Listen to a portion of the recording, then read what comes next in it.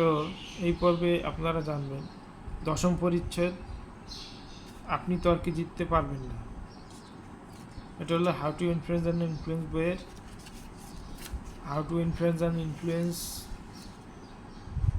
পিপুল বইয়ের 10ম পরিচ্ছেদ, আপনি তর্কে জিততে পারবেন না। যুদ্ধের ঠিক পরেই লন্ডন শহরে এক রাতে আমি মহামূল্যবান একটি শিক্ষালাভ করেছিলাম।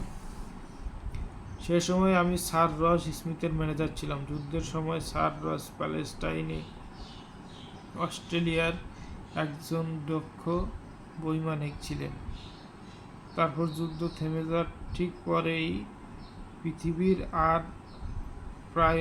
পৃথিবীর প্রায় অর্ধেকটা মাত্র 30 দিনে উড়ে এসে তিনি সবাইকে তাজ্জব করে দেন। এরকম কাজ করার কথা আগে প্রায় কেউ ভাবেইনি। ব্যাপারটা দারুণ উত্তেজনা জাগিয়েছিল। অস্ট্রেলিয়া সরকার তাকে $50,000 পুরস্কার দেন, আর ইংল্যান্ডের রাজা তাকে নাইট উপাধি দান করেন।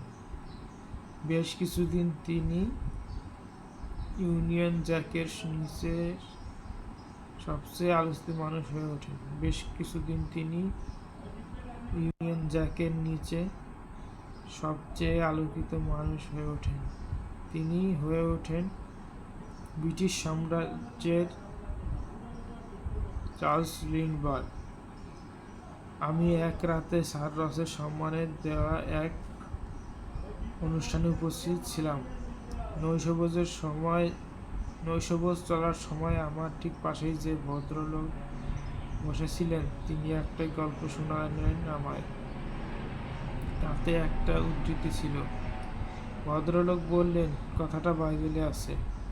তার ভুলই হয়েছিল, এটা আমি ভালো করেই জানতাম, একেবারে নিশ্চিত, এতে কোনো সন্দেহই ছিল না। অতএব নিজেকে খুব জ্ঞানী গুণী প্রমাণ করার জন্য আমি একটা ব্যাপার করলাম। আমি তার ভুল ধরানোর চেষ্টা করলাম। নিজের কথাতেই আঁকড়ে রইলেন। তিনি নিজের কথাতেই আঁকড়ে রইলেন। কি, শেক্সপিয়ার থেকে? অসম্ভব। এটা নিশ্চয়ই বাইবেলের। এটা তার জানা আছে। ভদ্রলোক আমার ডান দিকে বসেছিলেন। আমার বাঁ পাশে ছিলেন আমার একজন পুরনো বন্ধু, মিস্টার ফ্র্যাঙ্ক গ্যামন্ড। মিস্টার গ্যামন্ড বহু বছর ধরে শেক্সপিয়ারকে নিয়ে গবেষণা করে আসছেন।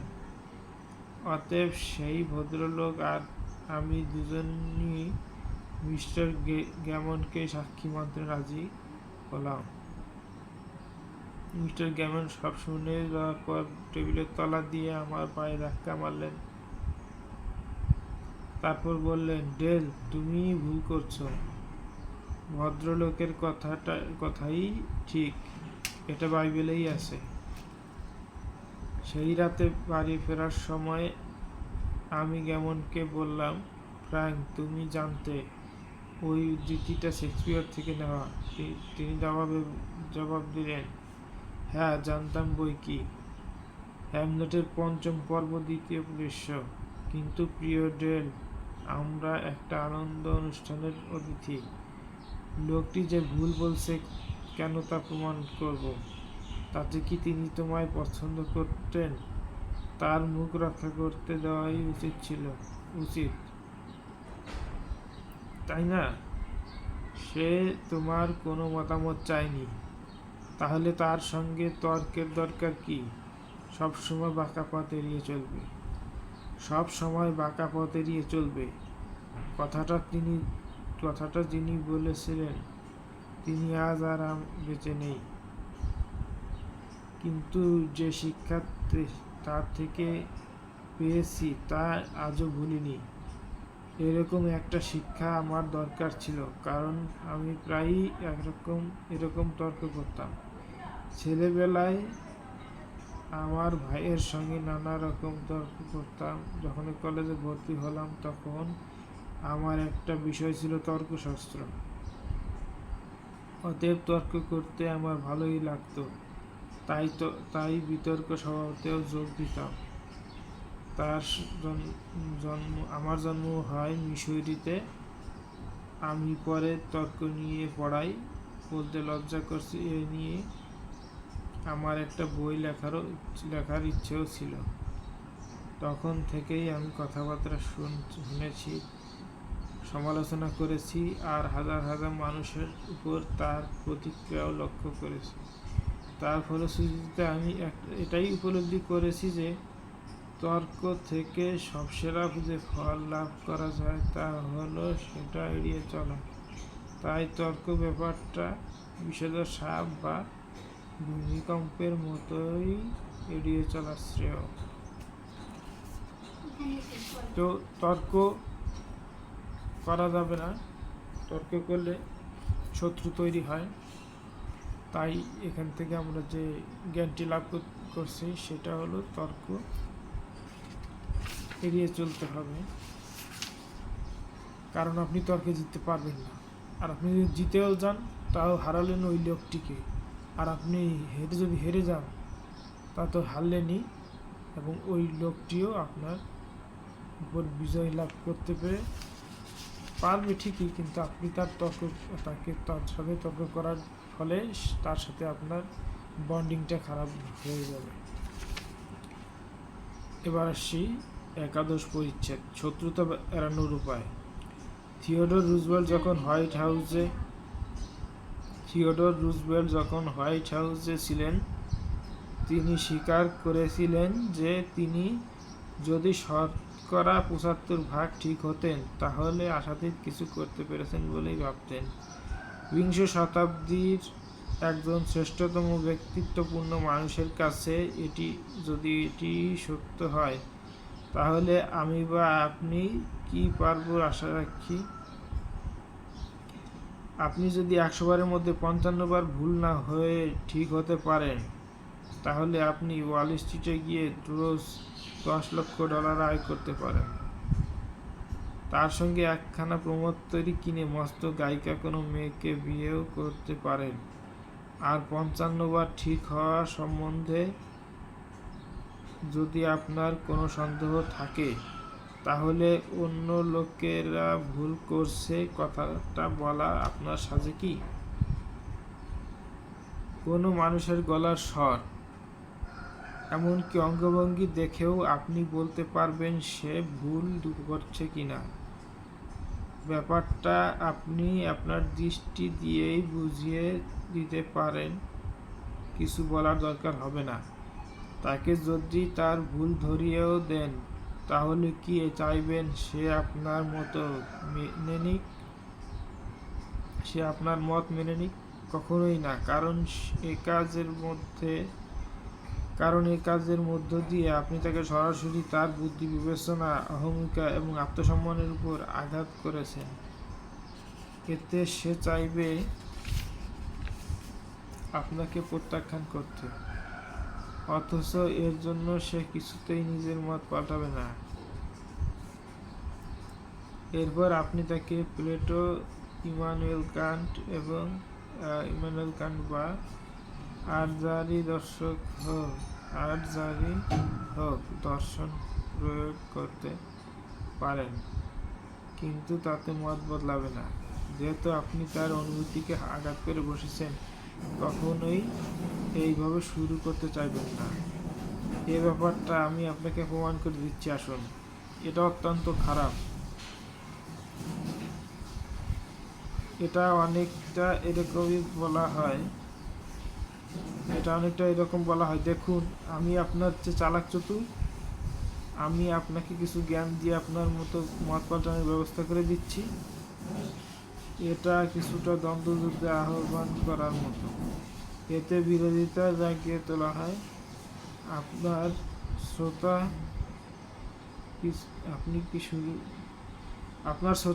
আপনি কিছু শুরু করার আগেই আপনার সঙ্গে লড়াইয়ে নামতে চায়। মানুষ বদলানো বেশ কঠিন কাজ, তবে তাকে আরো কঠিন করে তুলে লাভ কি? নিজেকে ক্ষতিগ্রস্ত করবেন না বা কেন? আপনি যদি কোনো কিছু প্রমাণ করতে চান তাহলে কাউকে সেটা জানতে দেবেন না। এ কাজ এমন গোপনে কৌশলে করতে হবে কেউ যেন তা বুঝতে না পারে আপনি সেটা করে চলেছেন। নিচের একটি উদ্ধৃতি লক্ষ্য করুন। মানুষকে এমনভাবে শেখাতে চান যে সে যেন না বোঝে আপনি তাকে শেখাতে চাইছেন। লর্ড চেস্টারফিল্ড তার ছেলেকে বলেছিলেন, অন্য কারো চেয়ে যদি পারো জ্ঞানী হও তবে সেই কথা তাকে বলো না। তার মানে আপনি জ্ঞানী হন কিন্তু তাকে একথা বলেন না। 20 বছর আগে আমি যা বিশ্বাস করতাম একমাত্র অঙ্ক ছাড়া আর বোধহয় কিছুই বিশ্বাস করি না। তাছাড়া যখন আইনস্টাইনের লেখা পড়ি তখন তাও আবার বিশ্বাস হয় না। আরও 20 বছর পরে আমি এই বইটায় যা বলেছি সেটা হয়তো বিশ্বাস করতে চাইব না। আর যেসব বিষয় সম্পর্কে নিশ্চিত ছিলাম এখন সে সম্বন্ধে ততটা নিশ্চিত আমি নই। সক্রেটিস এথেন্সের তার শিষ্যদের বারবার বলতেন, আমি একটা ব্যাপারেই জানি আর সেটা হলো আমি কিছুই জানি না। আবার বলছি, সক্রেটিস তার শিষ্যদের বলতেন, আমি একটা ব্যাপারই জানি আর সেটা হলো আমি কিছুই জানি না। চমৎকার একটি কথা। যাই হোক, আমি সক্রেটিসের চেয়ে বেশি বুদ্ধি বলে নিজেকে ভাবি না, আর তাই কাউকে বলতে চাই না সে ভুল করছে। আমি লক্ষ্য করে দেখেছি তাতে আখেরে কাজ হয়। কোনো মানুষ কোনো কথা বললে সেটা যদি আপনার ভুল বলে মনে হয়, হ্যাঁ প্রকৃতই ভুল, কিন্তু তাহলে এভাবে শুরু করলে ভালো হয় নাকি? হ্যাঁ এবার শুনুন, আমার অন্যরকম মনে হয়েছিল, তবে আমারও ভুল হতে পারে, কারণ আমার প্রায়ই ভুল হয়, আর আমার ভুল হলে সে ভুলটা শুধরে নিতে চাই। তাহলে আপনার ব্যাপারটাও একটু দেখা যাক, কি বলেন? এই ধরনের কথায়, অর্থাৎ আমারও ভুল হতে পারে, আমার প্রায় ভুল হয়,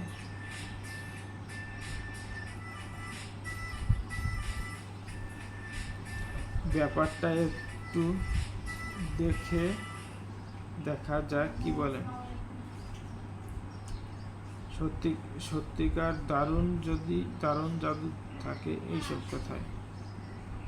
স্বর্গ, মর্ত, পাতাল কোনো জায়গাতেই মানুষ আপনার ওই ধরনের কথায় কোনো প্রতিবাদ করতে চাইবে না। এরপরের পরিচ্ছেদ, 12 পরিচ্ছেদ, ভুল করে থাকলে তা স্বীকার করুন।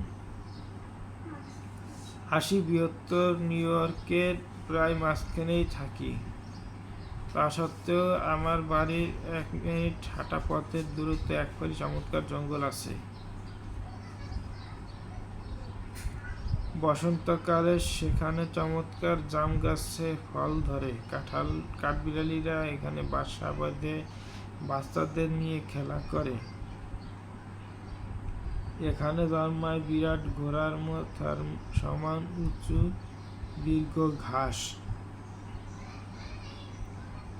এই সুন্দর অলঙ্কৃত একখণ্ড বনের নাম ফরেস্ট পার্ক। আর এটা সত্যি একটা জঙ্গল।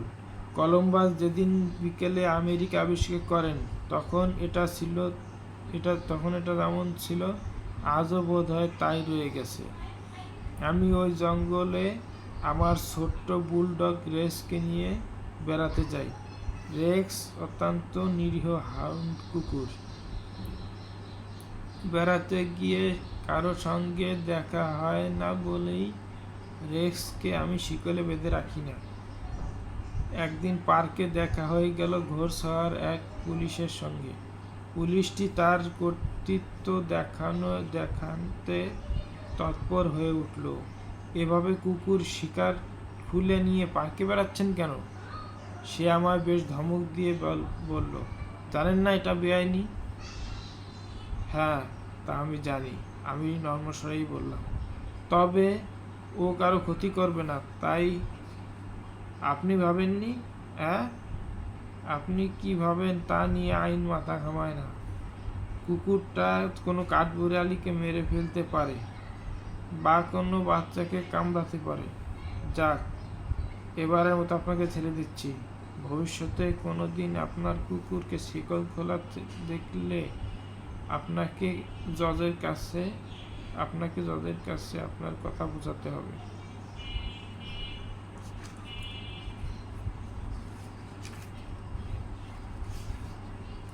আমি ভীরু গলায় হুকুম তামিল করব জানালাম। তামিল করেছিলাম বটে, তবে মাত্র কয়েকবার। কিন্তু রেক্স শিকল পছন্দ করতো না, আর আমিও তাই। অতএব তার মতো শিকল খুলেই রেক্সকে নিয়ে বেড়াতে লাগলাম। প্রথম ভালোই কাটলো, তারপর একদিন ফাঁদে পড়ে গেলাম। একদিন বিকেলে একটা পাহাড়ের কোলে আইনরক্ষক ভদ্রলোকের মুখোমুখি বললাম। সে ঘোড়ার পিঠেই ছিল, রেক্স খোলা অবস্থায় সোজা সেই অফিসারের সামনে।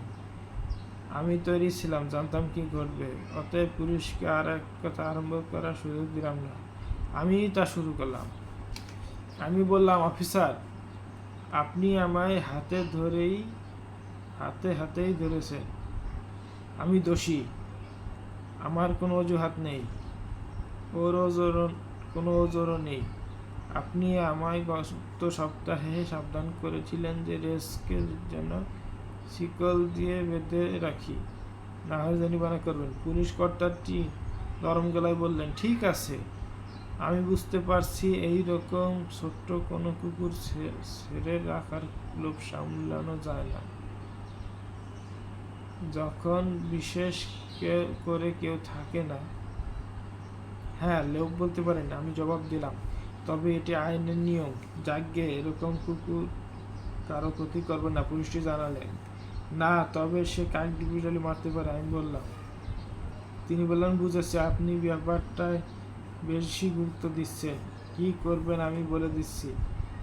ওকে পাহাড়ের কাছে ছুটাছুটি করতে দিন, আমি যাতে না দেখি, তাহলে সব ভুলে যাবে। তাহলে কি বুঝলেন? লেখক এখানে তার ভুল স্বীকার করছে যে আপনি আমাকে হাতে হাতে ধরে ফেলেছেন, আমি আমার ভুল স্বীকার করছি। তারপর নিজে বলতেছিলেন যে এটি কাঠবিড়ালি মারতে পারে বা বাচ্চাদেরকে এরকম বলছেন। এখানে বলছেন এরকম কুকুর কারো ক্ষতি করবে না, তবে সে কাঠবিড়ালি মারতে পারে। আমি বললাম, তিনি যিনি বললেন যে আমি পাহাড়ের অনুপাশ দিয়ে আপনারা চলাচল করেন যাতে আমার চোখে না পড়ে। মূল বিষয়টা হলো, ভুল করে থাকলে স্বীকার করতে হবে, স্বীকার করলে ফলাফল ভালোর দিকে যাবে। তারপরে পরিচ্ছদ 13 পরিচ্ছদ শুভবুদ্ধির পথ ধরে। আপনার কখনো রাগ হলে অন্যকে দু চার কথা শুনিয়ে দেন, আর তাতেই আপনার মনের ভার লাঘব হয়ে যায়। কিন্তু যাকে শোনালেন তার মনের ভাবটা কেমন হয়? সে কি আপনার মতো আনন্দ পাবে?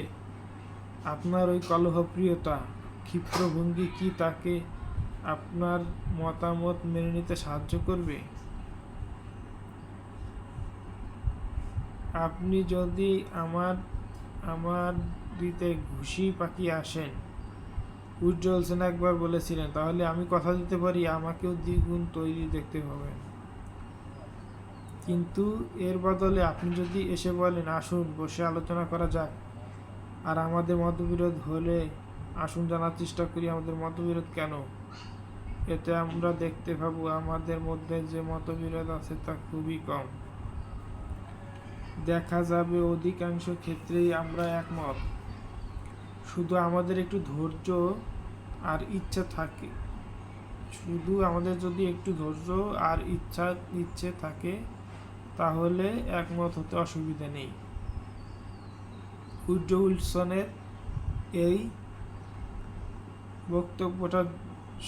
বক্তব্যের সঙ্গে জন ডি রকফেলার জুনিয়রের চেয়ে আর বেশি কেউ একমত হননি। সেটা 1915 সাল। রকফেলার ছিলেন কলোরাডোর সবচেয়ে ঘৃণিত মানুষ। আমেরিকার শিল্প জগতের ইতিহাসে সবচেয়ে রক্তাক্ত এক ধর্মঘট 2 বছর ধরে ভয়ঙ্কর হয়ে উঠেছিল। কলোরাডোর কলম্বিয়া শ্রমিকরা কলোরাডো লৌহ প্রতিষ্ঠানের কাছে অতিরিক্ত মজুরি দাবি করে চলেছিল। রকফেলার ওই প্রতিষ্ঠান পরিচালনা করতেন। বহু সম্পত্তি এতে ধ্বংস হয়, সৈন্যবাহিনীকেও ডাকতে হয়, প্রচুর রক্তপাত ঘটে, ধর্মঘটীদের দেহগুলিতে ঝাগড়া হয়ে যায়। এইরকম সময়ে আকাশ বাতাস যখন ঘৃণায় আচ্ছন্ন, রকফেলার ধর্মঘটীদের নিজের মতে আনতে চাইলেন, আর তিনি তা পেরেও ছিলেন। কিভাবে, সেই কাহিনী এখন বলছি।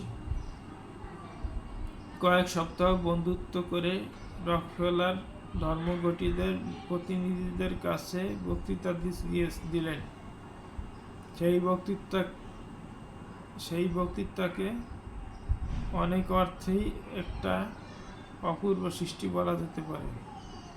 এতে গুরুত্বপূর্ণ ফলাফল পাওয়া যায়। এতে রকফেলারের চারপাশে যে ঘৃণার বাতাবরণ তৈরি হয়েছিল সেই ভাবটি সম্পূর্ণ দূর হয়ে যায়। এর ফলে তার কিছু আবার স্থাবকও জুটে গেল।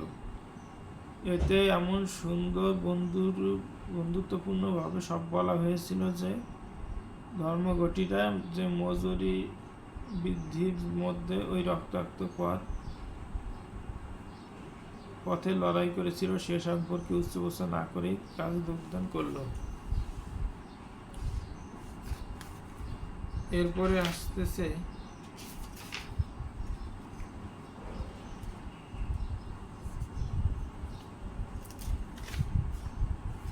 চতুর্থ পরিচয়, সক্রেটিসের রহস্য।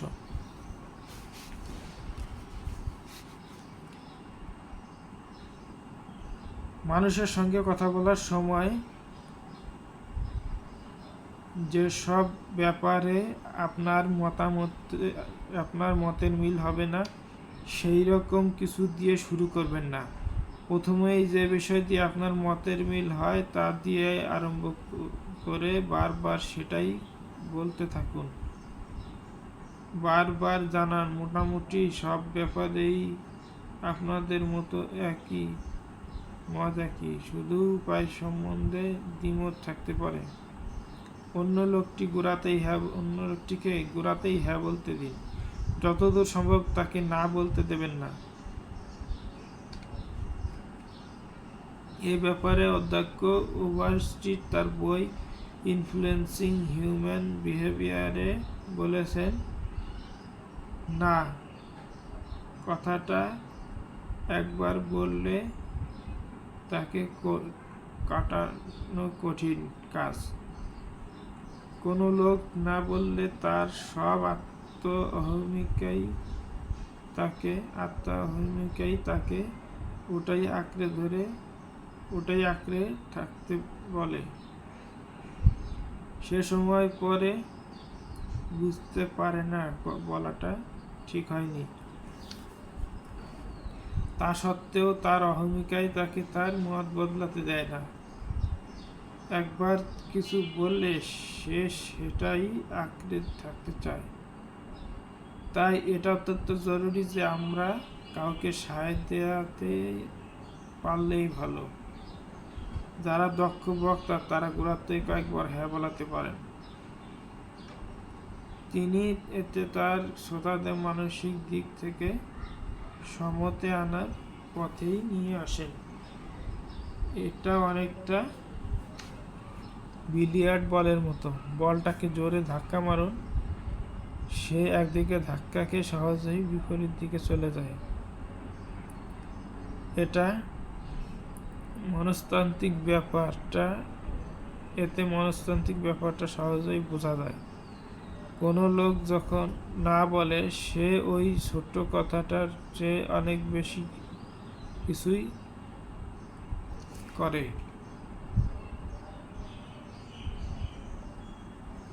তার সমস্ত শারীরিক যন্ত্রই, স্নায়ু, পেশি সবকিছুই বাতিল করতে তৈরি থাকে। সাধারণত ক্ষুদ্র হলেও শারীরিক যেসব পরিবর্তন হয়, তার কিছু প্রকাশ প্রত্যক্ষ করা যায়। শরীরের সমস্ত রকম অনুভূতি বাধা দিতে পারে যেন তৈরি হয়ে যায়। অন্যদিকে কেউ হ্যাঁ বললে ওই বাধা দেবার ব্যাপারটার অস্তিত্বই থাকে না। সমস্তই শরীরের কোষগুলো গ্রহণ করার জন্য এগুলো চায়। তাই গোড়াতেই হ্যাঁ বললে আমরা সহজে অন্যের দৃষ্টি আকর্ষণ করতেও সফল হতে পারি। এখানে যে কথা বলছে হ্যাঁ বলানোর ক্ষেত্রে, আপনারা বিক্রয়ের ক্ষেত্রে এই হ্যাঁ বলানোর টেকনিকটা বেশি কাজে লাগে। ধরুন আপনি কোনো কিছু বিক্রি করতে যাচ্ছেন, বা ডোর টু ডোর, অথবা আপনি ধরুন আপনি ফেসবুক গ্রুপে বা সোশ্যাল মিডিয়াতে আপনি একটা মেসেজ দিতে পারেন এরকম যে আপনি কি, ধরুন আপনি সাবান বিক্রি করতে চাচ্ছেন, তাহলে সাবান বিক্রি করতে চাচ্ছেন, বা আপনি ধরুন ভ্যাকুয়াম ক্লিনার বিক্রি করতে চাচ্ছেন, তখন আপনাকে বলতে হবে যে আপনি কি একটি স্বাস্থ্যকর পরিবেশ চান আপনার পরিবারের জন্য, আপনার বাচ্চা কাচ্চার জন্য স্বাস্থ্যকর পরিবেশ চান? স্বাভাবিকভাবে বলবে হ্যাঁ চাই। তখন আপনি বলবেন যদি আপনি স্বাস্থ্যকর পরিবেশ চান, তাহলে আমাদের যে ভ্যাকুয়াম ক্লিনারটা আছে সেটি আপনাকে ধুলাবালির জীবাণু থেকে দূরে রাখবে এবং আপনাকে, আপনার ফ্যামিলিকে ক্লিন রাখবে, স্বাস্থ্যকর পরিবেশে রাখবে। তো হ্যাঁ বলানো, যেমন আমি ফ্রিল্যান্সিং করি, fiverr.com/তানভীর ডিজাইনার, লাস্টে 2টা আর আছে। তো আমি লিঙ্ক প্রমোশনের কাজ করি। আমার ক্লায়েন্টের যে লিঙ্কগুলো আমাকে অর্ডার করে ফাইবারে, সেটি আমি ফেসবুকে প্রমোট করি। তো আমি সেখানে লিখি যে do you want to promote your link in millions? আপনি কি আপনার লিঙ্কটা 10 লক্ষ মানুষের ভিতরে প্রচার করতে চান? স্বাভাবিকভাবে যে কোনো ব্যবসায়ী চাবে প্রচার করতে, এত বড় সংখ্যক মানুষ দেখতে চাবে, দেখবে আমার লিঙ্ক, সহজেই স্বাভাবিকভাবেই সে এটা পছন্দ করবে। আরেকভাবে লেখা যায়, what do you want to promote your link in millions and getting results? এটাতেও স্বাভাবিকভাবে যে কেউ হ্যাঁ বলতে চাবে। তো এইভাবেই আপনি এমন কিছু বলতে পারেন যেটি বলার কারণে আপনার হ্যাঁ বলাতে পারেন অন্যকে। আচ্ছা, এরপরে আসতেছে আমাদের পঞ্চদশ পরিচ্ছেদে আছে অভিযোগের সাবধানতা।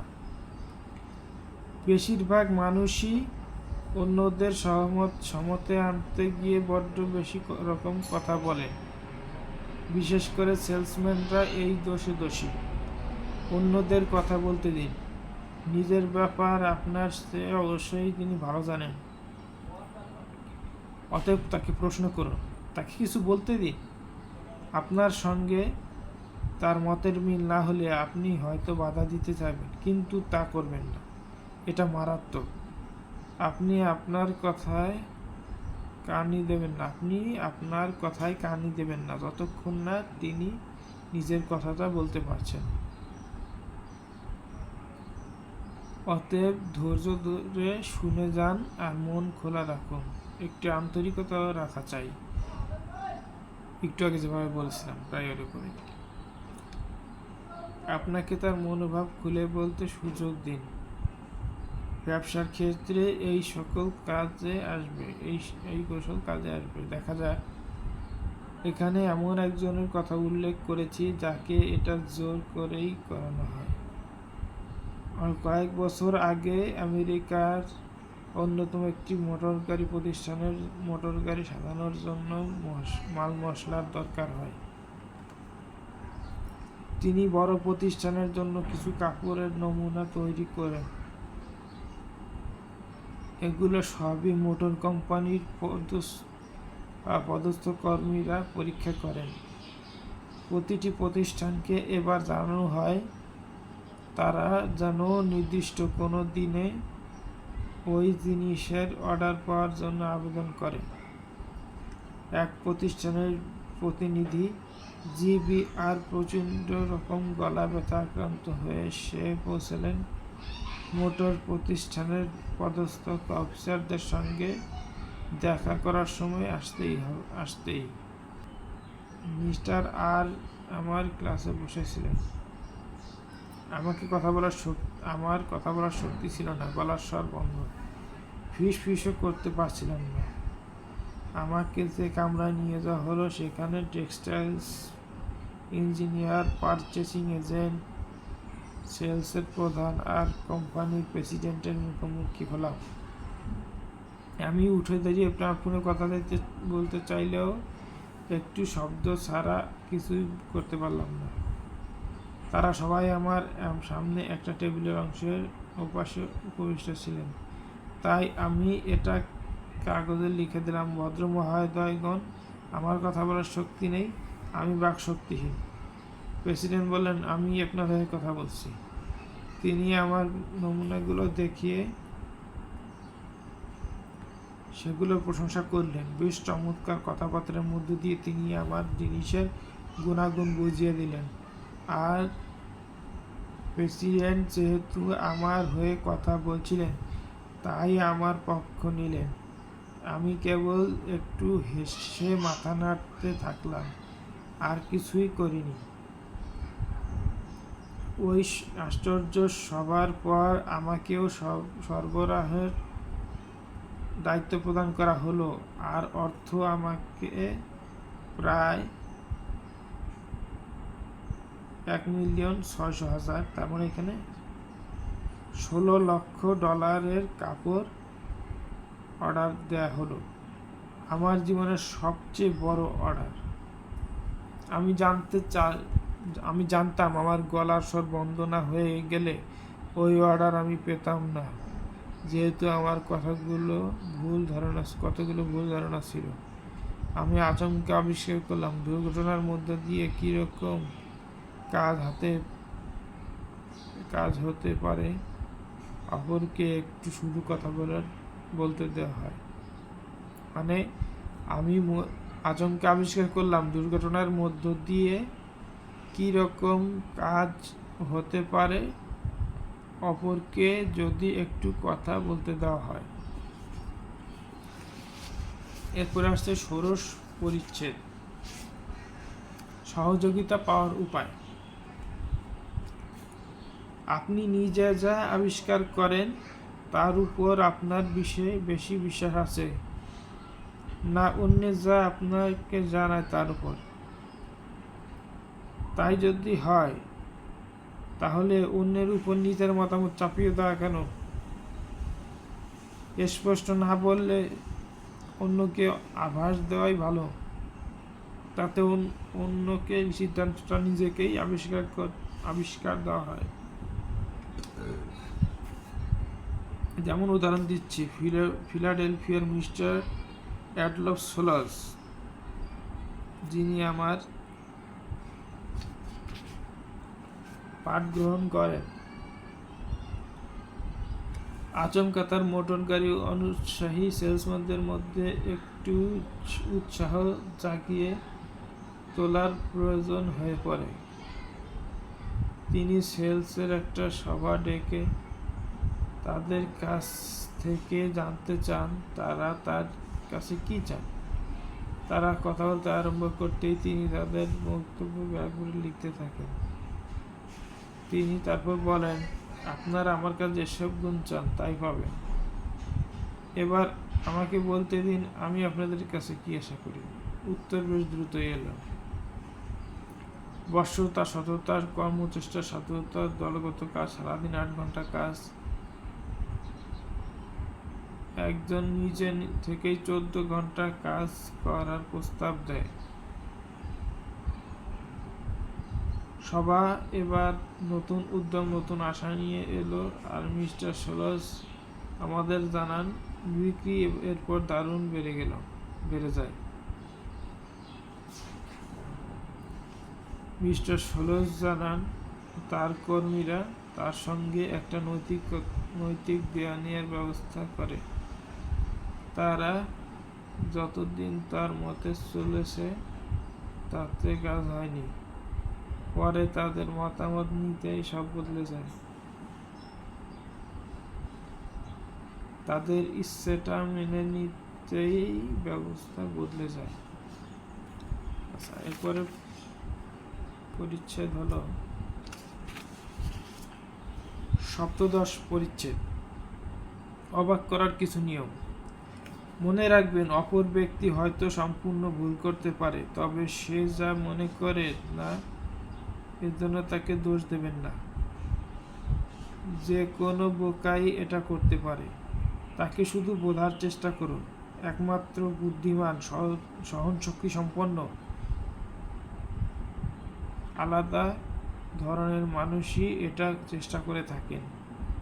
অন্য ব্যক্তি যে এরকম ভাবে কাজ করে তার একটা কারণ আছে।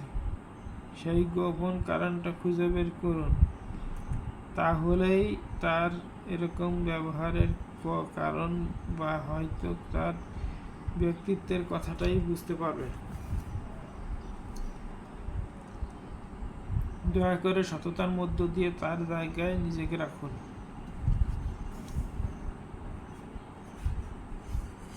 আচ্ছা, তারপরে আসতেছে 18 পরিচ্ছেদ, যা সবাই আশা করে। আপনি কি এমন মন্ত্র জানতে চান না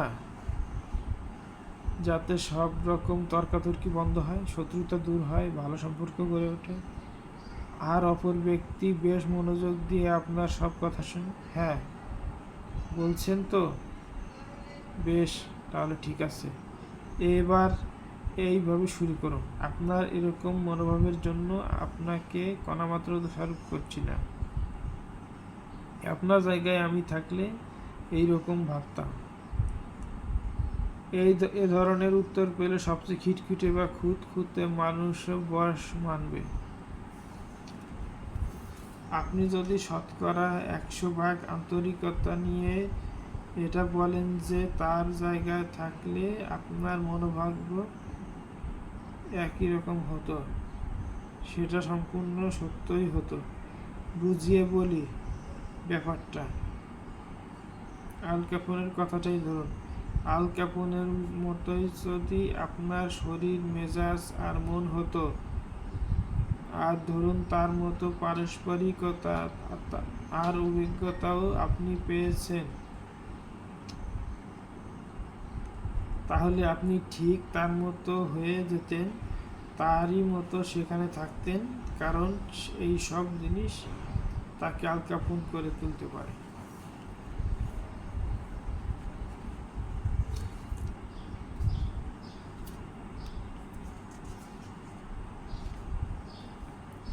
ঊনবিংশ পরিচ্ছেদ, সকলের পছন্দসই আবেদন। আমি আমেরিকার মিসৌরিতে জেসি জেমসের খামারের কাছে মানুষ হয়েছিলাম। কিশোর শীতে জেসি জেমসের খামার ঘুরেও আমি দেখেছি। সেখানে জেসি জেমসের ছেলে এখনো বাস করেন।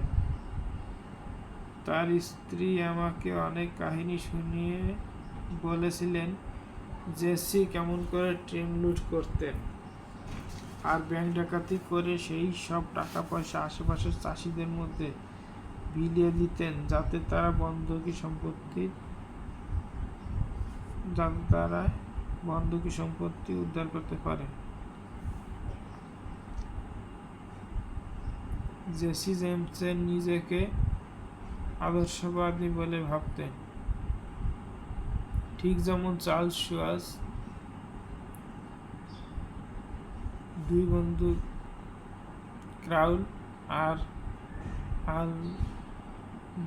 ক্রাউলে আর আল ক্যাপন 2 প্রজন্ম পরে ভেবেছে।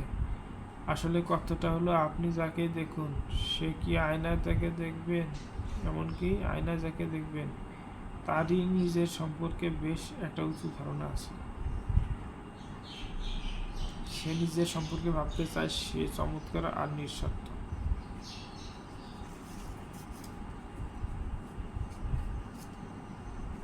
বিংশ পরিচ্ছেদ। চলচ্চিত্র এটা করে, রেডিও যা করে আপনিও করেন না কেন? কয়েক বছর আগে দি ফিলাডেলফিয়া ইভনিং বুলেটিনের বিরুদ্ধে একটা অত্যন্ত দুরভিসন্ধিমূলক নিন্দার গুজব ছড়িয়ে পড়েছিল। বেশ ঈর্ষামূলক গুজব ছড়ানো হচ্ছিল। বিজ্ঞাপনদাতাদের বলা হচ্ছিল যে ওই কাগজে বড় বেশি রকম বিজ্ঞাপন থাকে আর খবর খুবই কম থাকে। এ কাগজ তাই আর পাঠকদের কাছে পছন্দ নয়। দ্রুত কোনো ব্যবস্থা গ্রহণ জরুরি, তাই এই গুজব বন্ধ করতে হবে। কিন্তু কিভাবে? এটা এইভাবে করা হয়। বুলেটিন দৈনিক কাগজ থেকে সব পড়ার বিষয়বস্তু নিয়ে একসঙ্গে করে একটা বই হিসেবে বের করে বইটির নাম দেওয়া হয় একদিন। তাতে ছিল 307 পাতা। এর দাম হতে পারত প্রায় $2। তা সত্ত্বেও বুলেটিন সমস্ত খবর আর বিজ্ঞাপন একসঙ্গে যে বই বের করল তার দাম $2 না রেখে রাখা হলো 2 সেন্ট। এই বই ছাপার ফলে নাটকীয়ভাবে প্রমাণ করা গেল বুলেটিনে পাঠ্যবস্তু অনেকটাই থাকে। এতে মন্তব্য আরো পরিষ্কারভাবে বলা হয়েছিল আরো সুন্দরভাবে আর নাটকীয়ভাবে। বক্তৃতা বা সংখ্যাতত্ত্ব দিয়ে এমন করা যেত না। এ যুগটাই হলো নাটকীয়তায় ভরা যুগ। কেবল সত্য প্রচার করে কাজ হয় না, তাকে স্পষ্ট, আগ্রহ ও নাটকীয় করতে হবে। আপনার দরকার উস্তাদি। সিনেমায় এরকম করা হয়, রেডিও করা হয়, তাই মনোযোগ আকর্ষণের সঙ্গে করতে গেলে আপনাকেও তাই করতে হবে। দ্বাবিংশ পরিচ্ছেদ। অন্যের দোষ ধরতে হলে এইভাবে শুরু করুন। আমার একজন বন্ধু ক্যালভিন কুলিজের শাসনের সময় সপ্তাহ শেষে কিছুদিন হোয়াইট হাউসে অতিথি ছিলেন। প্রেসিডেন্ট কুলিজের ব্যক্তিগত অফিসে আসতে গিয়ে তিনি এক কুলিজকে তার সেক্রেটারিকে বলতে শোনেন, আজ সকালে ভারী সুন্দর পোশাক পরেছো তুমি, তোমাকে খুবই সুন্দর লাগছে। মানে প্রথমে প্রশংসা করতে হবে। কল্পকথায় মানুষ ক্যালভিন বোধ হয় এমন প্রশংসা জীবনে আর কাউকে করিনি। ব্যাপারটা এমনই অভাবিত যে সেক্রেটারি লজ্জায় লাল হয়ে উঠল। পুলিশ এবার বললেন, ঘাবড়ে যেও না, তোমার ভালো লাগার জন্যই বললাম কথাটা। এবার থেকে আশা করব তুমি ব্যাকরণের দিকে একটু নজর দেবে। তার পদ্ধতিটা সম্ভবত একটু সোজাসুজি রকমই, তবে তার মনস্তাত্ত্বিক জ্ঞান চমৎকার।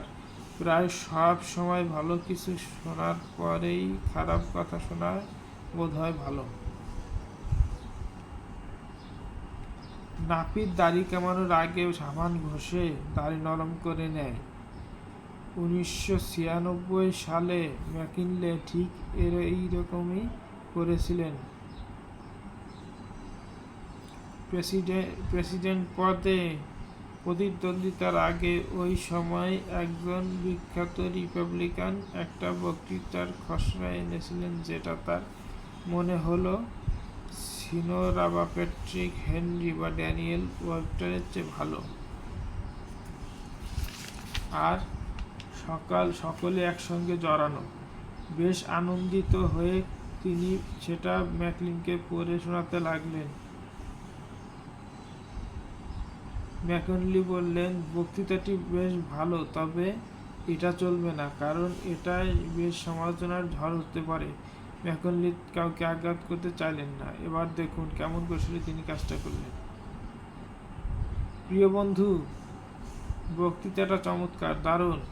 ম্যাকনলি বললেন, এর চেয়ে ভালো আর কেউ লিখতে পারতো না। অনেক ক্ষেত্রে এর বক্তৃতা দিলে ভালো হতো, কিন্তু এই ক্ষেত্রে কি এটা যোগ্য হবে? তোমার দিক থেকে এটা যোগ্যতা মনে হলেও আমাকে দলের কথা ভাবতে হবে। এবার বাড়ি গিয়ে যেমন বললাম ঠিক সেইভাবে আরেকটা বক্তৃতা লিখে আনো। তিনি ঠিক তাই করলেন। ম্যাকিনলে এবারে লেখককে সাহায্য করলেন, আর ওই নির্বাচনে তিনি হয়ে উঠলেন চমৎকার বক্তৃতাকারী। আচ্ছা, এবার পরবর্তী পরিচ্ছেদে যাই। সেটা হলো ত্রয়োবিংশ পরিচ্ছেদ, ঘৃণার উদ্বেগ না করে কিভাবে সমালোচনা করবে। চার্লস শুয়াব একবার তার ইস্পাত মিল ঘুরে দেখার সময় লক্ষ্য করলেন কিছু কর্মী ধূমপান করছে। তাদের ঠিক মাথার উপরে লেখা ছিল ধূমপান নিষেধ। শুয়াব কি লেখাটা দেখিয়ে বললেন, তোমরা এটা পড়তে জানো? ওহ না, শুয়াব এরকম ছিলেন না। তিনি কর্মচারীদের কাছে এগিয়ে গেলেন আর প্রত্যেকের হাতে একটা করে চুরুট দিলেন আর বললেন, এটা তোমরা এগুলো বাইরে গিয়ে খেলে ভালো হয়।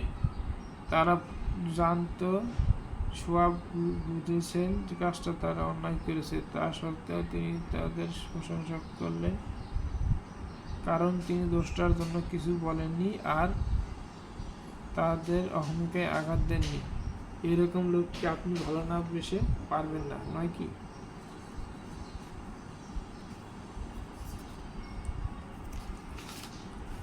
চতুর্বিংশ পরিচ্ছেদ, আগে নিজের ভুলের কথা বলুন। কয়েক বছর আগে আমার ভাইজি জোসেফিন কার্নেগি কনসাস সিটির বাড়ি থেকে নিউ ইয়র্কে আমার সেক্রেটারির কাজ করতে আসে। ওর বয়স 19। 3 বছর আগে উচ্চ বিদ্যালয় থেকে স্নাতক হয়। তবে ওর ব্যবসায়িক অভিজ্ঞতার ঝুলি ছিল শূন্য। আজ সে সুয়েজ খালের পশ্চিম এলাকার মধ্যে সবসেরা একজন সেক্রেটারি। তবে গোড়ার দিক থেকে সে অনেক কিছুই জানতো না। একদিন আমি যখন ওকে একটু সমালোচনা করতে গেলাম, আমি নিজেকেই বললাম, 1 মিনিট দাঁড়াও ডেল কার্নেগি, 1 মিনিট দাঁড়াও। তোমার বয়স জোসেফিনের 2 গুণ, তোমার ব্যবসায়িক অভিজ্ঞতা 10,000 গুণ বেশি। তুমি কেমন করে আশা করো যে তোমার মতোই দৃষ্টিকোণ, বিচার বুদ্ধি, আগ্রহ ইত্যাদির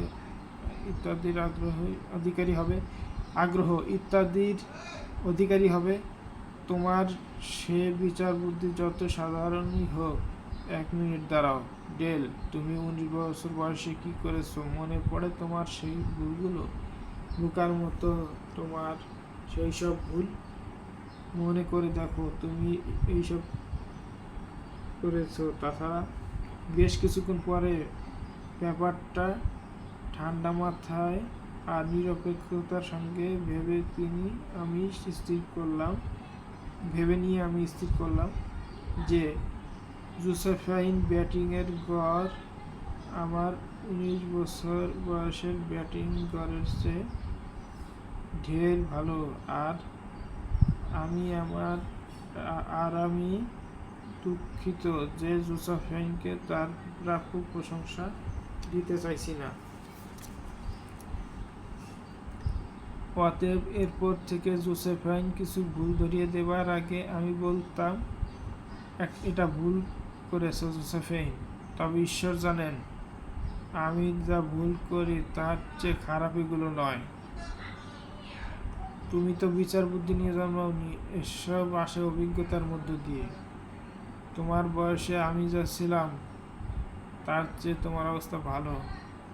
তোমার মতো বয়সে আমি যেসব বোকার মতো ভুল করেছি তাতে তোমাকে আর সমালোচনা করার মতো ইচ্ছে নেই।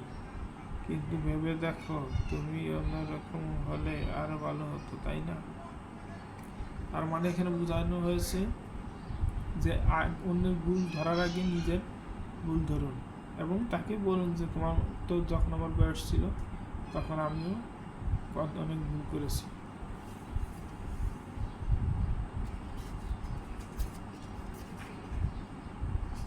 পঞ্চবিংশ পরিচ্ছেদ। কেউই হুকুম পছন্দ করে না।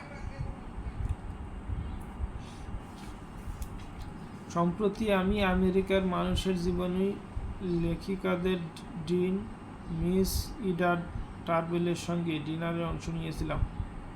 আমি তাকে যখন বললাম আমি এই বইটা লিখছি তখন মানুষের সঙ্গে চলার বিষয়ে গুরুত্বপূর্ণ কিছু বিষয়ে আমাদের আলোচনা হয়। আমায় জানালেন তিনি যখন ওয়েন্ডি ইয়ংয়ের জীবনী রচনা করেছিলেন তখন তিনি ইয়ংয়ের সঙ্গে 3 বছর একই অফিসে বসেছেন। এমন একজন মানুষের 3 ঘন্টা ধরে সাক্ষাৎকারও নিয়েছিলেন। লোকটি জানিয়েছিল সারা জীবনে তিনি কখনো ইয়ং কাউকে সরাসরি কোনো হুকুম করেন। তিনি সবসময়ই উপদেশ দান করতেন। উদাহরণ হিসেবে ওয়েন্ডি ইয়ং কখনই বলেননি এটা করো ওটা করো বা এটা করো না ওটা করো না, বরং প্রায়ই তিনি বলতেন এটা ভেবে দেখতে পারেন বা আপনার কি মনে হয় এতে কাজ হবে। কোনো চিঠি লিখতে গিয়ে শেষ হলে তিনি বলতেন এটা তোমার কি রকম মনে হয়, বা চিঠির ভাষার একটু বদলে দিলে কেমন হয়। তিনি প্রায় সব সময়ই লোককে কাজ করানোর সুযোগ দিতেন। তিনি তাদের কাজের মধ্য দিয়েই ভুল সংশোধন করতে দিতেন। এরকম কৌশলের ফলে ভুল সংশোধনের সুবিধাই করে দিতেন তিনি। এরকম কৌশল মানুষের অহংকার বোধ বজায় থাকে আর নিজের গুরুত্ববোধও থাকে। তাকে বিদ্রোহ না করে সহযোগিতা করতে উদ্বুদ্ধ করুন। অতএব অপরকে ক্রুদ্ধ বা সন্তুষ্ট না করে বদলাতে হলে 4 নম্বর নিয়ম হলো সরাসরি হুকুম না করে প্রশ্ন রাখুন। 16 পরিচ্ছেদ। অপরকে মুখ রক্ষা করতে দিন। বেশ কয়েক বছর আগে চার্লস স্টাইনমেজকে কোনো ডিপার্টমেন্টের প্রধানের পদ থেকে সরানোর ব্যাপারে জেনারেল ইলেকট্রিক কোম্পানি মহা সমস্যায় পড়ে। হিসাবরক্ষা দপ্তরের প্রধান হিসেবে তিনি অচল হলেও বিদ্যুতের ব্যাপারে তার প্রতিভা ছিল অনন্য সাধারণ। তাই কোম্পানি তাকে কোনোভাবেই আঘাত দিতে চাননি। তিনি ছিলেন অপরিহার্য আর অত্যন্ত স্পর্শকাতর। তাই তারা তাকে একটা পদবি দিয়েছিলেন। তারা তাকে করে দিলেন জেনারেল ইলেকট্রিক কোম্পানির কনসালটেন্সি ইঞ্জিনিয়ার। এই নতুন পদবি নিয়ে তিনি কাজ করেছিলেন। এর ফলে অন্য একজন ডিপার্টমেন্টের ভার নিলেন।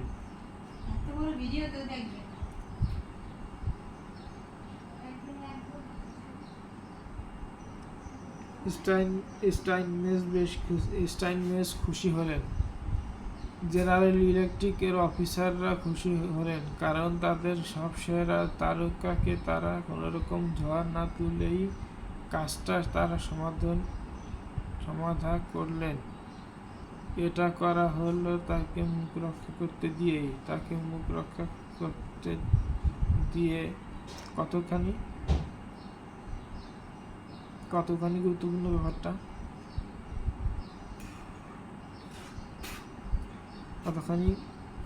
ব্যাপারটা, অথচ আমরা ব্যাপারটি নিয়ে প্রায়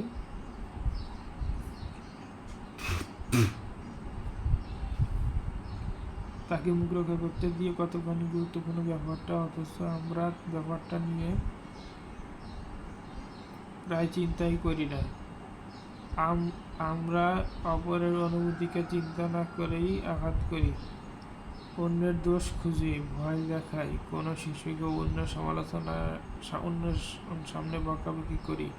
এটা করতে গিয়ে অপরের মনকে আমল দিতে চাই না, অথচ সামান্য একটু চিন্তা, দুটো সহৃদয়তা মাখা কথা অপরের মনকে বোঝার চেষ্টা করলে কি চমৎকারভাবে সব সমস্যা মিটে যেতে পারে, তাতে আঘাত দূর হয়ে যায়।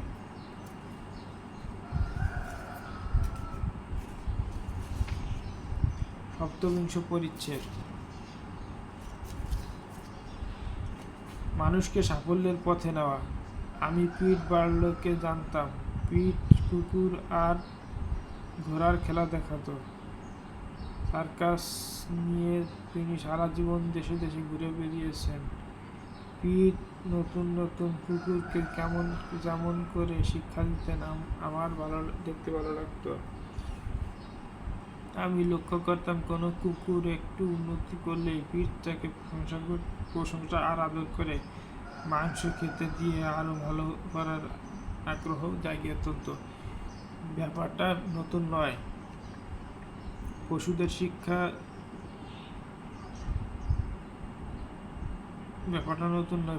শিক্ষা দেবার কাজে এটা শতাব্দীর পর শতাব্দী ধরেই চলেছিল। আমি অবাক হচ্ছি, কুকুরদের শিক্ষার কাছে আমরা যে নীতি কাজে লাগাই, মানুষের বেলাতে তা লাগাই না কেন? চাবুকের বদলে মাংস দিতে চাই না কেন? সমালোচনার বদলে কেনই বা প্রশংসা করি না? সামান্য উন্নতি করলেও আসুন প্রশংসা করি, এতে অপর লোকটির আরো উন্নতি করার আগ্রহ জাগে। অষ্টবিংশ পরিচ্ছেদ। প্রশংসা করুন। আমার জনৈক বান্ধবী মিসেস আর্নেস্ট জেন্ট নিউ ইয়র্কে তার বাড়িতে এক পরিচারিকাকে পরের সোমবার থেকে কাজ করতে বলেন। ইতিমধ্যেই মিসেস জেন্ট তার আগেকার নিয়োগকর্তার কাছে ফোন করে তার সম্বন্ধে জানতে চাইলেন, যে তাকে আগে রেখেছিল। তিনি পূর্ণ প্রশংসাপত্র পেলেন না। মেয়েটি কাজ করতে এলে মিসেস জেন্ট বলেন, নেলি, তুমি আগে যে বাড়িতে কাজ করতে সেখানে ফোন করেছিলাম। তিনি বলছেন তুমি সৎ এবং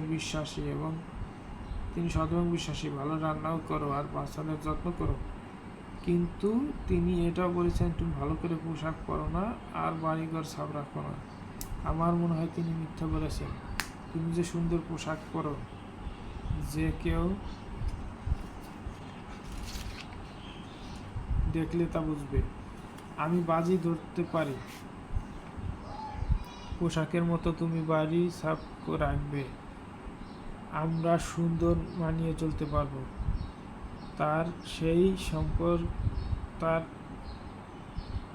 তাই পরে সম্পর্কও বেশ ভালো হয়।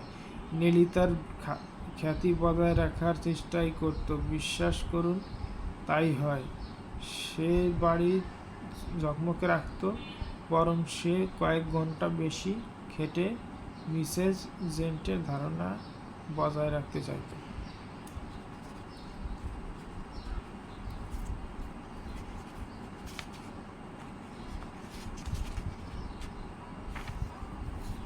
29 পরিচ্ছেদ। ভুল সংশোধন সহজ করুন।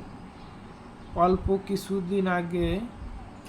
কিছুদিন আগে আমার বছর 40-এর এক অবিবাহিত বন্ধু বিয়ে করবে স্থির করে। ওর প্রেমিকা ওকে নাচ শিখতে বলে। বন্ধু আমায় বলেছিলেন তার নাচ শেখার দরকার ছিল। 20 বছর আগে সে যেমন নাচতো, আর এখনো তার কোনো পরিবর্তন দেখা যায়নি। সে লিখেছিল, প্রথম শিক্ষকই আমাকে বোধহয় জানান নাচ শেখা আমার কিছুই হয়নি। সে বলে সবটাই ভুল। আমাকে সবাই ভুল নতুন করে শুরু করতে হবে। আমার সেটা করার ইচ্ছে ছিল না, তাই তার কাছ থেকে চলে আসি। পরের শিক্ষক হয়তো মিথ্যা বলতেন, তবে সেটা আমার পছন্দ ছিল। সে আমায় জানায় আমার কায়দাগুলো একটু পুরনো ধরনের হলেও আমি চেষ্টা করলে শিখতে পারবো। প্রথম শিক্ষক আমায় হতাশ করে দেন। নতুন শিক্ষক ঠিক তার উল্টোটাই করেন। সে আমার প্রশংসা করে আর ভুল ধরার চেষ্টা করেনি। তোমার স্বাভাবিক ছন্দ আছে, তুমি নাচিয়ে হয়ে জন্মেছ। অথচ আমি জানতাম আমি একদম চতুর্থ শ্রেণীর নাচিয়ে। তা সত্ত্বেও মনে মনে পোষণ করতে লাগলাম তিনি ঠিক কথাই বলেছেন।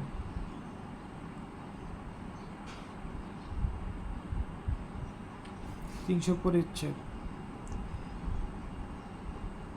আনন্দে যা চান অন্যকে দিয়ে তাই করানোর পর। 1915 সালে আমেরিকা প্রায় স্তম্ভিত হয়ে পড়ে, কারণ 1 বছর ধরে ইউরোপের দেশগুলো মানুষের ইতিহাসে যা হয়নি সেইভাবে পরস্পর হত্যার রক্তাক্ত তাণ্ডবে মেতে ওঠে। স্বপ্নেও এ ঘটনা কেউ ভাবেনি। শান্তি কি আর আনা যাবে? কেউ তা জানত না, কিন্তু উড্রো উইলসন একবার চেষ্টা করে দেখবেন ভাবলেন। তিনি ঠিক করলেন ইউরোপের যুদ্ধোন্মাদ সব মানুষের কাছে তার ব্যক্তিগত শান্তির দূত পাঠাবেন। Secretary of state William Jennings Brian, যিনি শান্তির প্রবক্তা ছিলেন, ব্রায়ানের যাওয়ার ইচ্ছা ছিল। তিনি দেখলেন মানুষের সেবায় বিরাট একটা কাজ করে নিজেকে অমর করে তোলা যাবে। কিন্তু উইলসন অন্য একজনের কাছে ডাকলেন। তিনি হলেন তার অন্তরঙ্গ বন্ধু কর্নেল হাউসকেই দায়িত্ব দেওয়া হলো ব্রায়ানকে অসন্তুষ্ট না করে অপ্রিয় সংবাদটা তাকে জানাবার জন্য। কর্নেল হাউস তার ডায়েরিতে লিখেছিলেন, ব্রায়ান দৃশ্যতই হতাশ হয়েছিলেন যখন তিনি শুনলেন শান্তির দূত হিসেবে আমি ইউরোপে যাব। তিনি ভেবেছিলেন কাজটা তিনি করবেন। আমি উত্তর দিলাম যে প্রেসিডেন্ট মনে করছেন কারো পক্ষে সরকারিভাবে যাওয়াটা সমীচীন হবে না, আর তিনি গেলে লোকের কৌতূহল জাগবে এবং লোকে ভাববে তিনি কেন গেলেন। ব্যাপারটা বুঝতে পারলেন? হাউস যা বলেছেন তার অর্থ হলো ব্রায়ান ব্রিটিশ ব্যক্তি, তার পক্ষে কাজটা যোগ্য হবে না, আর ব্রায়ান তাতে খুশি হলেন।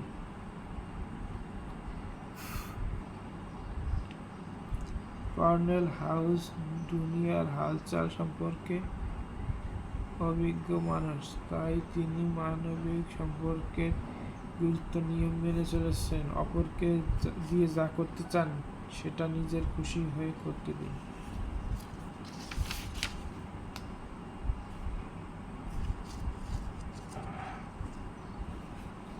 অল্প কথায় অপরের অসন্তোষ না জাগিয়ে তাকে পরিবর্তনের 9টি উপায়। 1. প্রশংসা আর আন্তরিক তারিফ দিয়ে শুরু করুন। অপরের ভুল ঘুরিয়ে দেখান। অন্যকে সমালোচনার আগে নিজের ভুলের কথা বলুন। 4. সরাসরি আদেশ না দিয়ে প্রশ্ন করুন। 5. অপরকে মুখ রক্ষা করতে দিন। 6. সামান্য উন্নতিতেই প্রশংসা করুন এবং প্রত্যেকটা উন্নতিতেই প্রশংসা করুন এবং সেটা আন্তরিকভাবেই করুন। 7. অন্যকে প্রশংসা করুন, তাতে সে ভালো হওয়ার চেষ্টা করবে। 8. প্রশংসা করুন, ত্রুটি সংশোধন যে কঠিন নয় সেটা বুঝিয়ে দিন। 9. অপরকে খুশি মনে আপনার কাজ করতে দিন।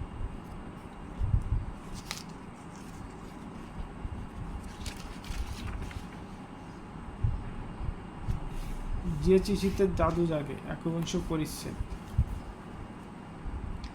যে চিঠিতে জাদু জাগে। বাজি ধরতে পারি আপনি এখন কি ভাবছেন। আপনি সম্ভবত এখন ভাবছেন এইরকম কিছু, যে চিঠিতে জাদু জাগে। অসম্ভব ব্যাপার, এরকম শুধু বিজ্ঞাপনেই দেখা যায়। অবশ্য এমন ভাবনার জন্য আপনাকে দোষ দিচ্ছি না। 15 বছর আগে এরকম একটা বই আমার হাতে পড়লে আমিও তাই ভাবতাম। আসুন খোলাখুলি কথা বলা যাক। যে চিঠিতে জাদু জাগে কথাটা কি ঠিক না? সত্যি কথা বলতে গেলে তা হয় না। আসল সত্য কথাটা বড় বেশি কম করেই বলা হয়েছে।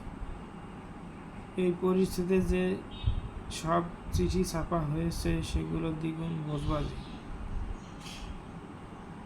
এটা কার আবিষ্কার জানেন? আমেরিকার অন্যতম শ্রেষ্ঠ একজন সেলস ম্যানেজার K.R. ডাইকের।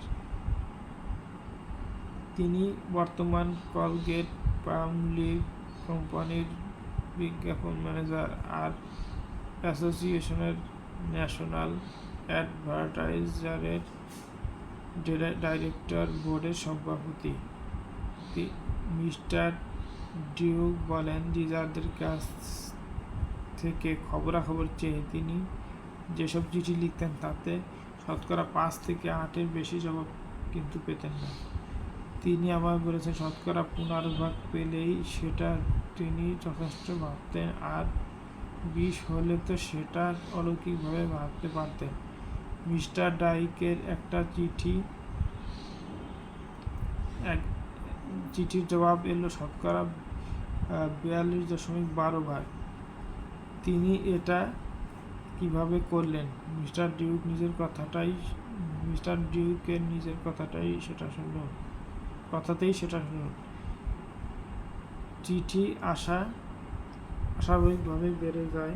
মিস্টার কার্নেগির সঠিক কথা বলা আর মানবিক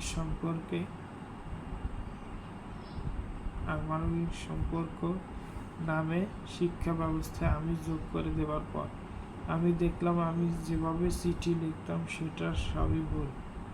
পাঠ্যক্রম অনুযায়ী চিঠি লেখার পরেই সব বদলে গেল।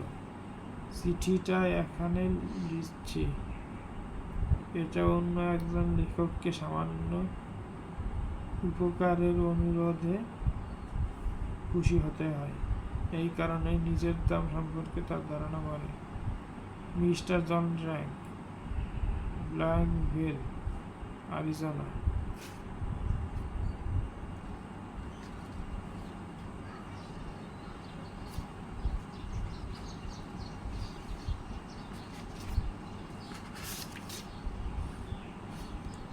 ত্রাদিংশ পরিচ্ছেদ। গৃহজীবনে সুখী হওয়ার 7টি পথ। 75 বছর আগে ফ্রান্সের সম্রাট দ্বিতীয় নেপোলিয়ন বোনাপার্টের ভাইপো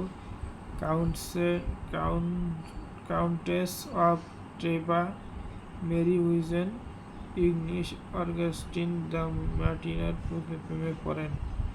তিনি ছিলেন বিশ্বের একজন শ্রেষ্ঠ সুন্দরী। নেপোলিয়ন তাকে বিয়ে করেন। তার পরামর্শদাতারা তাকে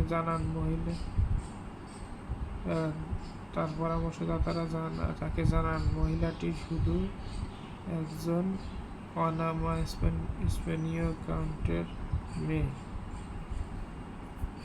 কিন্তু নেপোলিয়ন তাতে জবাব দেন, তাতে কি হয়েছে? তার সৌন্দর্য, যৌবন, রূপ সবই তিনি স্বর্গীয় মনে করতেন। তাতে কি হয়েছে? তার সৌন্দর্য, যৌবন, রূপ সবই তিনি স্বর্গীয় মনে করতেন। রাজকীয় আসন থেকে জাতির উদ্দেশ্যে তিনি বলেন, আমি এমন একজন রমণীকে বেছে নিয়েছি যাকে আমি ভালোবাসি, শ্রদ্ধা করি, অথচ অচেনা মেয়ের চেয়ে এইরকম মেয়েই আমি পছন্দ করি।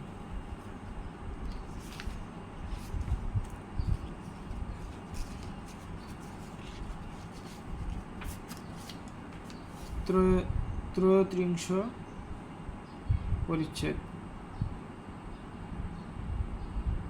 ভালোবাসুন ও বাঁচতে দিন। ডিজরালি বলেছিলেন, জীবনে আমি প্রচুর ভুল করতে পারি, তবে কখন ভালোবাসার জন্য বিয়ে করব না। আর তা তিনি করেননি। তিনি প্রায় ৩৫ বছর বয়স পর্যন্ত একাই ছিলেন, আর তার এক ধনী বিধবাকে বিয়ে করেন, তার চেয়ে ১৫ বছরের বড় বিধবাকে, যে বিধবা সব চুল ছিল সাদা, যিনি ৫৫টি শীত পান করেছিলেন। প্রেম না, তা নয়। ভদ্র মহিলা জানতেন ডিজরালি তাকে ভালোবাসে না। তিনি এটাও জানতেন যে ডিজরালি তাকে ১ বছর উপেক্ষা করতে অনুরোধ করে, যাতে তার সত্যি বুঝতে পারেন। তারপর সেই সময় কাটলে তাকে তিনি বিয়ে করেন। খুবই গদ্যময় ব্যবসায়িক কথা বলে মনে হয়, তাই না? তা সত্ত্বেও কিন্তু ডিজরালির ওই বিয়ে অনেক বিয়ের চেয়েই সফলতা ভরা ছিল।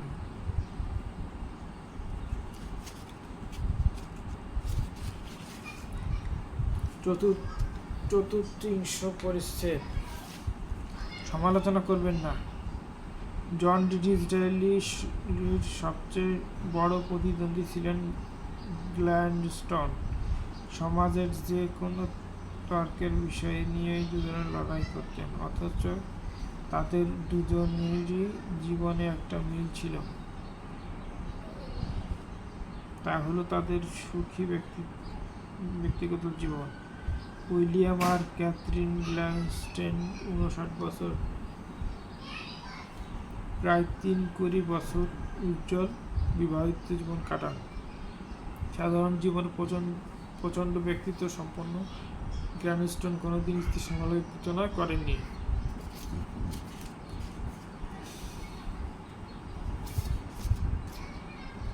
সকলকে সুখী করার উপায়। বেশিরভাগ পুরুষই পঞ্চবিংশ পরিচ্ছেদ। সকলকে সুখী করার উপায়। বেশিরভাগ পুরুষই স্ত্রী সন্ধান করার সময় যা চান তা হলো তিনি এমন কেউ হবেন যিনি কোনো প্রতিষ্ঠানের মালিক হবেন না, বরং এমন কেউ হবেন তিনি চাইবেন নিজের স্বেচ্ছায় শ্রেষ্ঠত্বের গর্বে ভরিয়ে তুলতে। কথাটা বলেছিলেন পল পোপিনো,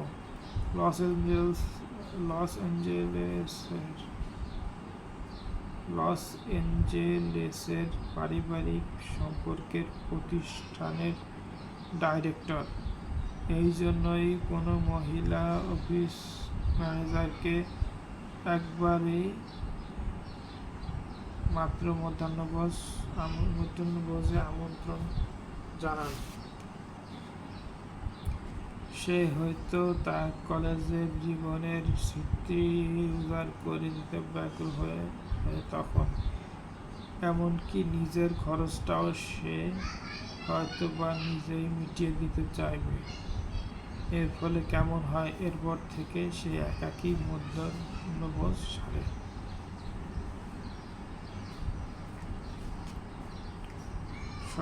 সত্রিংশ পরিচ্ছেদ। মেয়েরা যা ভালোবাসে। শরণার্থীকাল থেকেই ফুলকে প্রেমের ভাষা বলে বাবা হয়ে আসছে। এতে খরচ বেশি হয় না, বিশেষ করে যে ঋতুতে যে ফুল মেলে, অর্থাৎ মৌসুমী ফুল। কজন 100 টাকা। কজন মানুষই বা বাড়িতে ফুল কিনে নিয়ে যায়, এতে বাবা যেতে পারে, ফুল বুঝি ঢের দাম।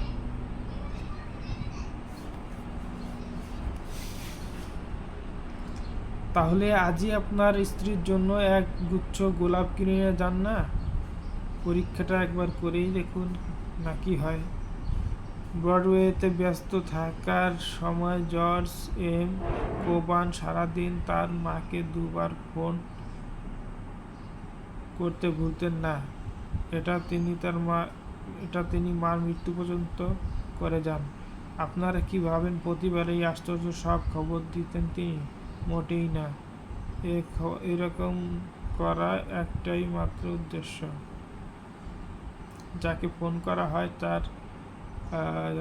করা হয় তাকে জানানো তিনি কতটা ভালোবাসেন, তাকে কত খুশি করায় আপনি আগ্রহী, তার সুখ বা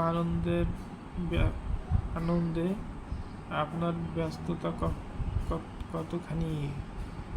মেয়েরা তাদের জন্মদিন বা অন্য সব উৎসবের ব্যাপারে দারুণ গুরুত্ব দেয়। কেন যে তারা সেটা করে, সেটা একটা রমণীয়সুলভ রহস্যই। গর্ভরত পুরুষরা কিন্তু কোনো তারিখ মনে রাখার ব্যাপারে উদাসীন হয়। এটা কিন্তু মনে রাখা নিহাতই জরুরি কাজ, মনে রাখা উচিত।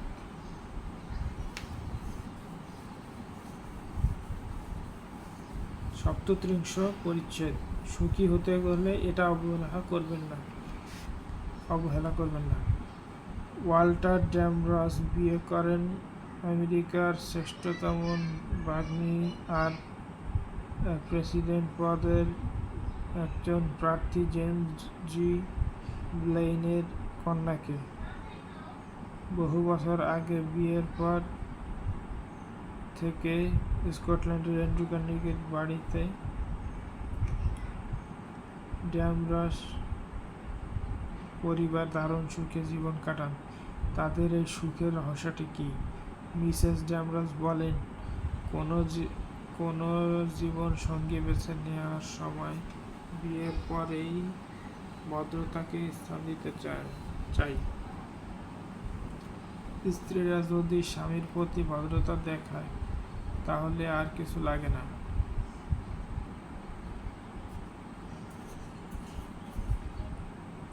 ভালোবাসাকে শেষ করতে কড়া কথা ব্যবহার হলো ক্যান্সারের মতো। লোকেরা এটা জানে বলেই আশ্চর্য ব্যাপার,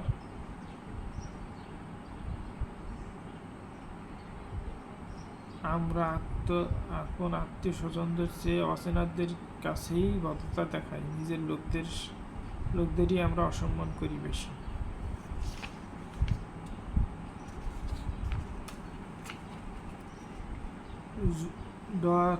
ডথরিডিক্স বলেন, এটা আশ্চর্যজনকভাবেই সত্য যে তাদের আমরা সবচেয়ে বেশি খারাপ কথা বলি, তারা সবাই আমাদের নিজের বাড়ির লোকজন। বইটি শেষ হলো। বইটির শেষ পৃষ্ঠায় কিছু লেখা এখন পড়ব, অল্প সময়ের ভিতরেই শেষ হয়ে যাবে। সেটা হলো, বিবাহিত জীবনে সুখী হতে গেলে 6 নং নিয়ম হলো ভদ্রতা দেখানো। বিবাহিত জীবনে সুখী হতে হলে অল্প কথায় 1. ঘ্যানর করবেন না। 2. সঙ্গী বা সঙ্গিনীকে অধিকার করতে চাইবেন না। 3. সমালোচনা করবেন না। 4. আন্তরিক প্রশংসা করুন। 5. ছোটোখাটো ব্যাপারেও মনোযোগ দিন। 6. ভদ্রতা দেখান। 7. বিবাহ সম্পর্কে ভালো বই পড়ুন। স্বামী বা স্ত্রী নিচের প্রশ্নগুলোর উত্তর নিজেরা দেওয়ার চেষ্টা করে দেখলে উপকৃত হবেন। স্বামীদের জন্য 1, মাঝে মাঝে স্ত্রীর জন্য আপনি একগুচ্ছ ফুল নিয়ে আসেন, সেটা তার জন্মদিন, বিবাহবার্ষিকী বা অন্য যে কোনো উপলক্ষেই হোক। 2, অন্যের সামনে কখনো স্ত্রীর সমালোচনা করেন না তো। 3, বাড়ির খরচ ছাড়া তাকে ইচ্ছেমতো খরচ করার জন্য টাকা কড়ি দেন কি। 4, তার মানসিক কোনো অবস্থায় সহানুভূতি দেখান তো। 5, আপনার অবসর সময়ের অর্ধেকটা স্ত্রীর সঙ্গে কাটান কি। 6, আপনার স্ত্রীর রান্নার সঙ্গে আপনার মা কিংবা অন্য কারো তুলনা করেন কি। 7, স্ত্রী বুদ্ধিবৃত্তি, বই পড়া ইত্যাদি স্বাধীনতা দেন কি। 8, ছোটখাটো ব্যাপারেও প্রশংসা করেন কি। স্ত্রীদের জন্য 1, আপনার স্বামীর কাজে পূর্ণ স্বাধীনতা দেন কি। 2, আপনার গৃহকোণ আকর্ষণীয় করার জন্য চেষ্টা করেন কি। 3, স্বামীর পছন্দসই আহার্য তৈরির চেষ্টা করেন কি। 4, স্বামীর ব্যবসা বা কাজে সহায়তা করেন কি। 5, আপনি অর্থকরী ব্যাপারে সহজভাবে মেনে নেন। 6, আপনি কি আপনার শাশুড়ি ও স্বামীর অন্যান্য আত্মীয়দের সঙ্গে মানিয়ে চলেন। 7, আপনি কি স্বামীর পছন্দই পোশাক পরায় অভ্যস্ত। 8, দীর্ঘদিন খবর, ধারণা ইত্যাদি সম্বন্ধে আপনি কি অকিহাল থেকে স্বামীকে আনন্দ দান করেন। অবশেষে বইটির মূল পয়েন্টগুলো শেষ করলাম। আর আপনারা আমাকে কমেন্ট করে জানাতে পারেন যে আপনারা কী ধরনের ভিডিও চাচ্ছেন। চ্যানেলটির সঙ্গে থাকবেন, সাবস্ক্রাইব করে বেল বাটনে সিলেক্ট করে অল সিলেক্ট করবেন। ভিডিওটি দেখার জন্য ধন্যবাদ। Bye bye.